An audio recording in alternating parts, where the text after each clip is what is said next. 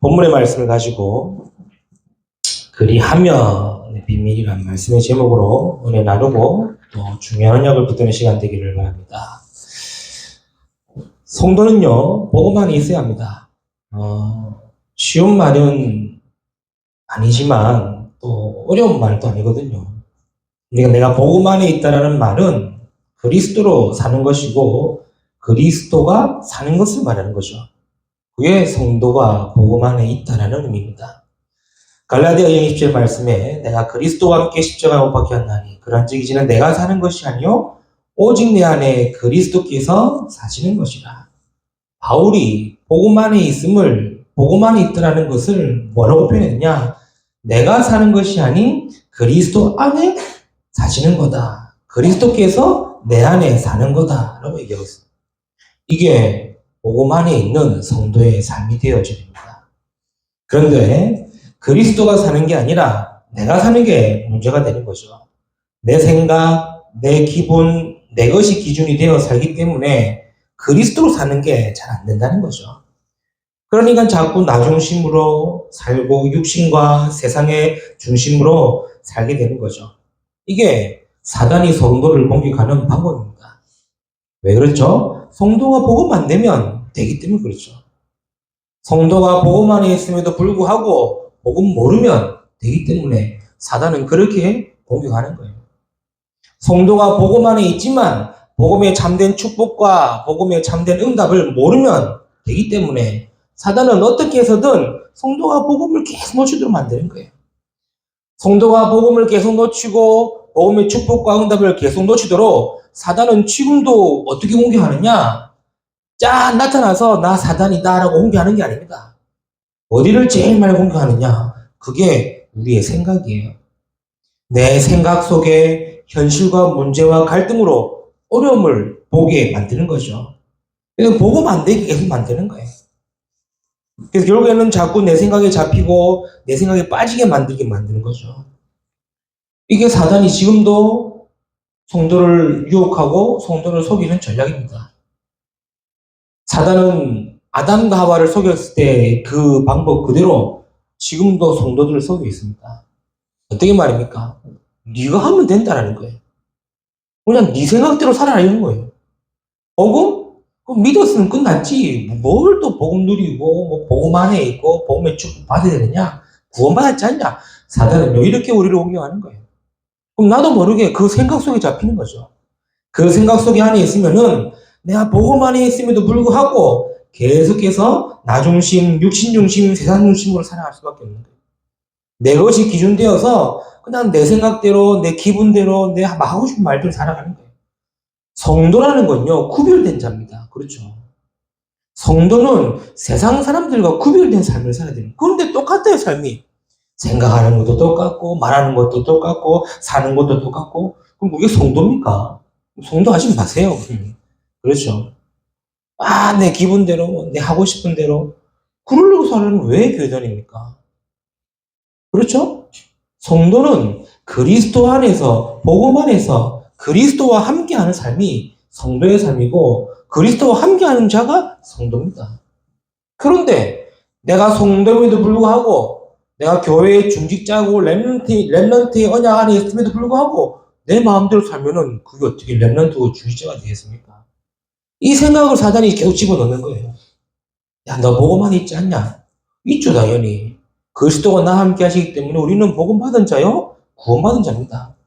그렇게 사단을 속이는 거예요. 그러니 네 마음대로 해. 네가 하고 싶은 대로 해. 교회 나오고 싶은 말고 예배 드리고 싶은 드리고 말씀 듣고 싶은 듣고. 그럼 나도 모르게 어떻게 생각하죠? 그 생각이 자연스럽게 내가 살아가고 내 삶이구나 라고 착각하게 되는 거죠.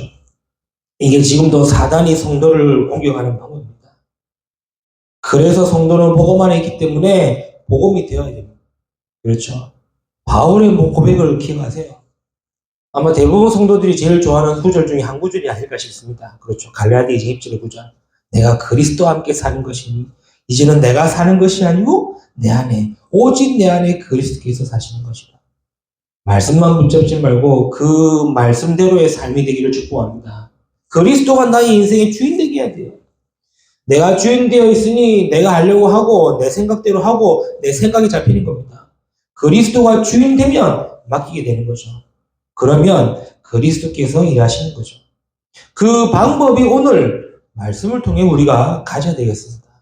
그렇죠? 어떻게 우리가 그리스도께 맡기고 그리스도 안에 그리스도가 내 안에서 살 수 있는가? 그 방법이 오늘 말씀을 통해 볼 수 있는 거예요. 오늘 본문은 우리가 이번 한 주간에 어떤 말씀을 가져가야 되겠습니까? 여러 본문의 내용이 있겠지만 딱 한 가지 말씀. 뭐죠? 그리하면이라는 말씀이에요. 그리하면이라는 말이 뭔 말이죠? 앞에 전제된 것을 그대로 하면이라는 뜻입니다. 하나님의 말씀대로 하면 된다는 이 말이거든요. 오늘 본문은 잘 알죠? 여리고를 무너뜨리는 하나님의 말씀이 나옵니다. 여기서 중요한 건 말씀이 뭡니까? 여리고는 무너질 수밖에 없기 때문에 뭐 하면 되냐는 거예요. 성도는 복음만 했기 때문에 어떻게 하면 되냐는 겁니다. 이거를 오늘 본문을 통해 딱 언약을 붙드시고 이번 한 주 안에도 복음 안에서의 참된 축복과 복음의 참된 비밀 속으로 들어가는 저와 여러분 되시기를 그리스도인을 축복합니다. 첫 번째입니다. 어떻게 하면 우리가 되겠냐는 거죠. 그 첫 번째 뭐죠? 여리고는 무너질 수밖에 없기 때문에 여리고 종복의 언약을 붙잡아야 돼요. 여리고의 언약, 여리고 종복의 언약을 붙잡아야 돼요. 그리하면 됩니다. 2절에 여호와께서 여호수아에게 이르시되 보라 내가 여리고와 그 왕과 용사들을 네 손에 넘겨 주었으니 보세요. 지금 계속해서 말씀하고 계신 게 뭐죠? 여리고를 줬다는 겁니다. 그것도 여리고 앞에 평지 앞에 있을 때고 여리고 들어가기 전에도 그렇고 여리고 그 요단을 건너기 전에도 그렇고 그렇죠? 계속해서 하신 말씀이 뭡니까? 줬다는 거예요. 너희 조상에게 주기로 한 그 땅을 너와 네 자손에게 주리라. 여호수아에게 하나님은 제일 처음 말씀하신 게 그 말씀입니다. 그렇죠? 반드시 그 땅을 차지하리라. 똑같은 말씀하고 계시는 거예요. 오늘 또 뭐라 그럽니까? 네 손에 넘겨 주었다는 거예요. 무슨 말씀이죠? 언약을 놓치지 말고 붙잡아라. 내 생각을 하지 말고 언약을 붙잡아라. 우리가 다시 오늘 이번 한 주간에 어떻게 복음 안에서 시작할 수 있느냐? 하나님의 언약을 붙잡아라 이 말이에요. 역사적으로 여리고의 성은요, 그 당시 최고의 성입니다. 난공불락이라 그러죠. 거의 뭐 공격도 못하고 정복도 못하는 그런 어마어마한 성이에요. 성 꼭대기에는 마차가 다닐 정도로 견고하게 만들었다고 그럽니다. 성의 높이만 해도 어마어마하다고 그래요. 그걸 봤을 때 어떤 생각이 먼저 들겠습니까? 그때 지금은 뭐 고층 빌딩이 많기 때문에 다 높지만 그때 당시에 기원전 그때 당시에 어디에서도 봐도 여리고성이 저 높이 서 있는 걸 봤단 말이죠. 여러분 알지 않습니까? 잠실에 가면 우리나라 최고층 높이 건물이 있습니다. 그렇죠?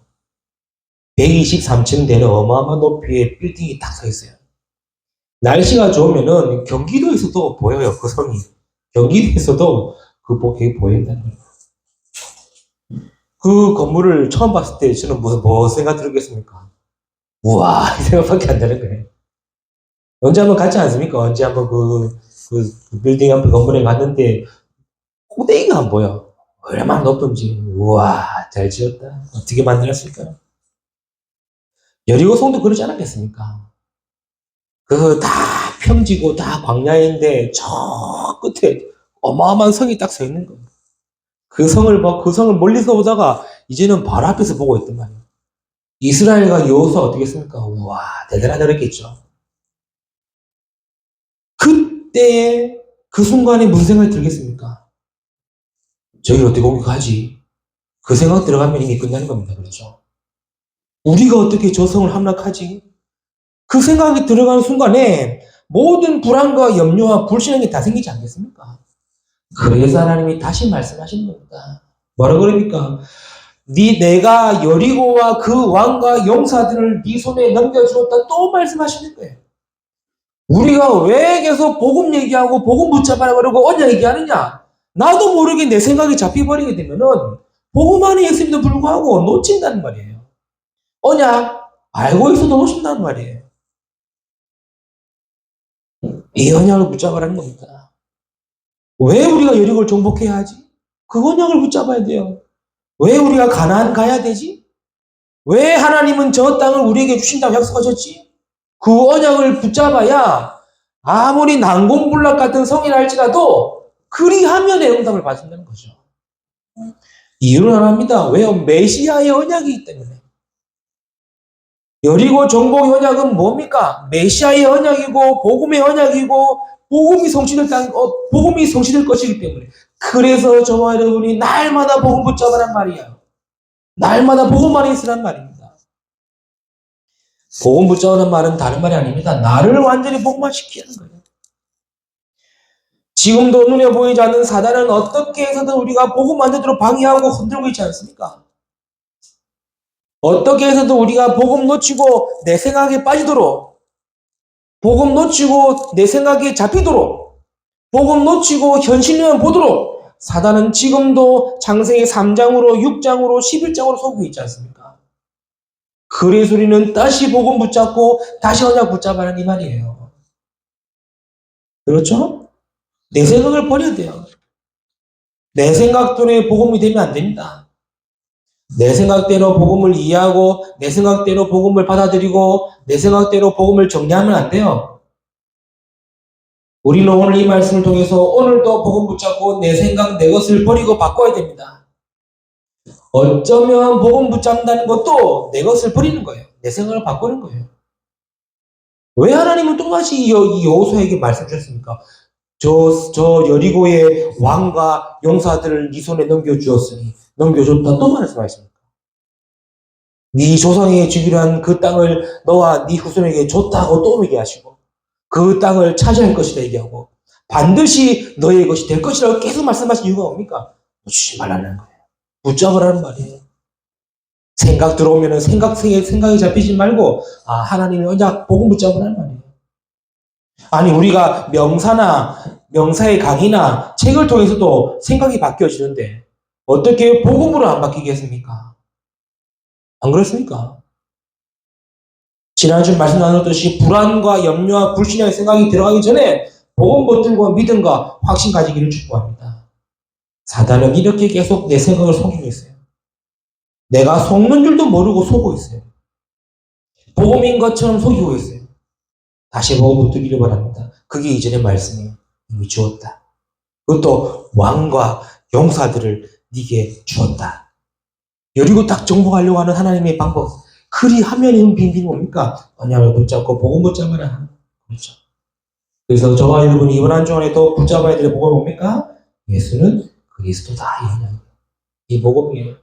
그리스도는 모든 문제 해결하신 해결자이며 우리의 구원자이시고 지금도 사단의 권세를 이기는 답이고 모든 것의 해답이다. 목사님 그대로인데요. 그게 내 생각 아닙니까? 현실은 똑같은데요. 그게 내 생각 아닙니까? 생각을 버리려 하지 않습니까? 여호수아 이스라엘 모습을 보세요. 다 평지인데 여리고 성만 우뚝 서 있대도요. 지금 사막 한가운데에. 그것도 그냥 대충 지은 게 아닙니다. 얼마나 큰지 압니까? 한 성읍을 차지하고 있어요.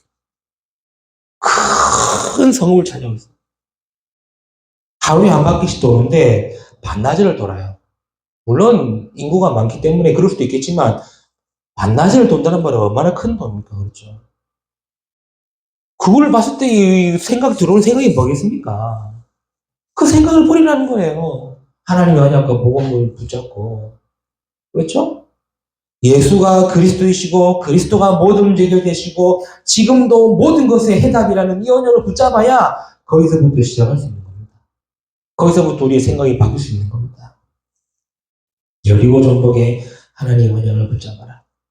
이게 그리하면의 첫 번째 입니다. 그렇죠? 언약을 붙잡으면 하나님 역사하신다는 사실. 두 번째입니다. 여리고를 무너뜨리는 하나님의 말씀을 붙잡아라. 그리하면 된다는 거예요. 여리고를 무너뜨리는 하나님의 말씀을 붙잡아라. 3절입니다. 너희 모든 군사는 그 성을 둘러 성 주위를 매일 한 번씩 돌 때 엿새 동안을 그리하라. 하나님의 방법은요, 하나님의 말씀입니다. 그렇죠. 우리가 계속 말씀받지 않습니까? 하나님의 말씀, 하나님의 방법은요, 다른 게 아니에요. 그냥 말씀 따라가는 거예요. 너희가 여리고를 정복하기 위해서 군사훈련을 하고, 무기를 만들고, 전략을 짜고, 하나님이 그렇게 말씀하신 적이 없어요. 그렇죠? 뭐 하라 그럽니까? 엿새 동안을 그냥 하루에 한 바퀴씩 돌아라. 말씀이 나랑 안 맞다고 생각될 때가 있습니다. 혹은 말씀이 간혹 이해 안 되거나 너무 내 현실과 안 맞다라고 느낄 때가 있습니다. 그럴 때 어떻게 해야 됩니까? 대부분은요, 그냥 말씀을 흘려드릴 거예요. 그냥, 그래. 말씀하시는구나. 오늘 목사님 말씀이 좀 어렵네? 그냥 이렇게 흘려드릴 거예요. 이 말씀은 뭐 내 말씀이 아니다. 이 말씀은 저 사람이 드려야 하는 말씀이다. 이런 식으로 자기와 맞지 않으니 안 들으려고 해요. 이게 사단의 두 번째 전략입니다. 말씀에 네 말씀, 내 말씀이 어디 있습니까? 말씀에 내가 이해하면 말씀이 되고, 이해 안 되고 안 맞으면 말씀이 아닙니까? 사단이 이렇게 말씀을 나에게 주시는 말씀으로 놓치도록 하는 거예요. 지금 이스라엘 보고 여리고 성을 돌며 무너진다고 하는데 현실적으로 맞습니까? 모든 상황이나 정황이 돌며 무너진다는 말씀이 받아들여집니까? 내 생각으로 말씀을 받으려 하지 마세요. 말씀을 이해해서 받고 믿는 것이 아닙니다. 전적인 은혜로 되어지는 것입니다. 그래서 성주의를 돌 때 뭐 하라 그럽니까? 말하지 말라고 그러죠. 그렇죠. 여리고 성을 돌 때 말하지 말라는 겁니다. 10절에 뭐라고 그럽니까? 여호수아가 백성에게 명령하여 이르되 너희는 외치지 말라. 너희 음성을 들리게 하지 말라. 너희 입에서 아무 말도 내지 말라. 왜요? 알거든요. 그렇죠. 하나님 말씀 듣고 따라가는데 도저히 이해 안 되거든요. 하나님 말씀 듣고 그냥 따라가라고 돌아가고 돌고 있는데 막 전혀 이해 안 되거든요.